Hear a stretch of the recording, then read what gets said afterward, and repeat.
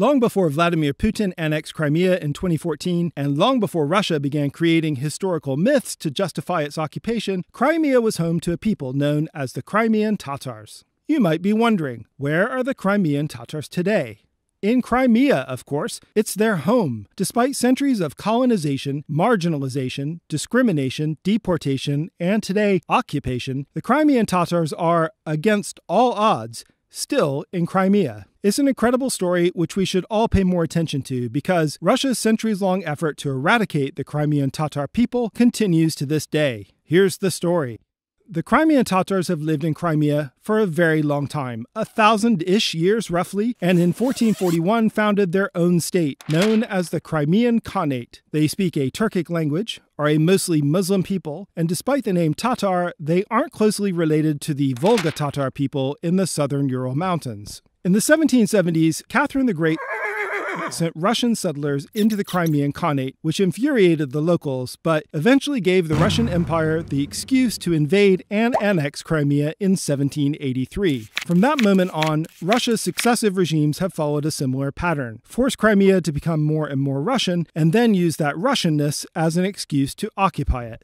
According to a 1785 census, when Russia first colonized Crimea, Crimean Tatars made up 84% of the population, while Russians made up just 2%. For most of a century, Russians remained a small immigrant minority on the peninsula, but by the late 1800s, the Russian and Crimean Tatar populations were roughly equal. This is partly because a lot more Russians had arrived by then, but also because Crimean Tatars were repeatedly forced to leave in huge numbers. During the chaos that followed the 1917 Russian Revolution, the people of Crimea declared independence, creating the Crimean People's Republic. Its government was multi-ethnic, and it had a legislature known as the Kurultai. It didn't last long, however.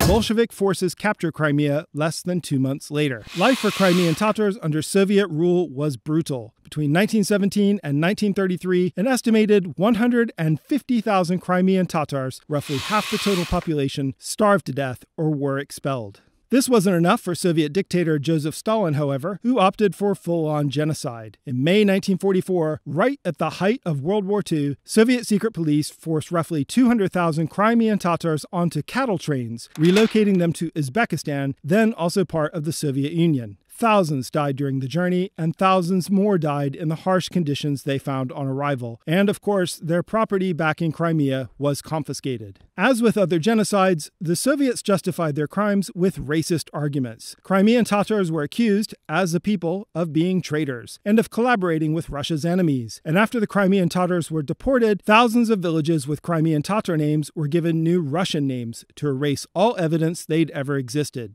It's easy to see how the Crimean Tatar people could have disappeared at this point, but they endured. And in 1989, right before the Soviet Union collapsed, Crimean Tatars were finally allowed to return home, and roughly 277,000 of them, about 12% of the total population, live in Crimea today. Administratively, Crimea has been part of Ukraine since the 1950s, and after Ukraine became independent in 1991, the Crimean Tatar people created a second Kurultai, led by an executive body known as the Mejlis. The Mejlis, led for many years by Mustafa Dzhemilev, has campaigned for Crimean Tatar rights and fought for restitution of the land that they lost during the 1944 deportation. I think it's fair to say this process was taking longer than Crimean Tatar leaders would have liked, but there has been some progress. Crimean Tatars are engaged in Ukraine's democratic process, and many of the leaders have served as deputies in the Ukrainian parliament. And in 2014, that parliament recognized Crimean Tatars as an indigenous people, and the Kurultai and Mejlis as its representatives.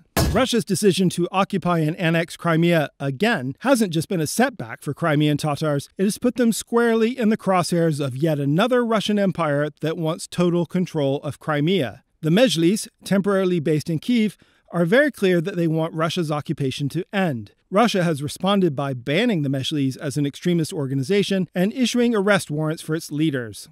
Life for ordinary Crimean Tatars under Russian occupation has been grim. One of the first acts of the occupation regime was to order Crimean Tatars to vacate the land they had settled in on their return from Uzbekistan. According to Human Rights Watch, they are also subject to harassment, arrests on trumped-up charges, and torture. A group of local lawyers known as Crimean Solidarity has spent the last 8 years defending dozens of Crimean Tatar political prisoners from within Russia's legal system. It's an uphill battle. For the Crimean Tatar people, liberation from Russian occupation cannot come soon enough. How long it will take is hard to know, but there's one thing we do know for sure. Perhaps no other people on Earth have more experience enduring and surviving Russian occupation than the Crimean Tatars.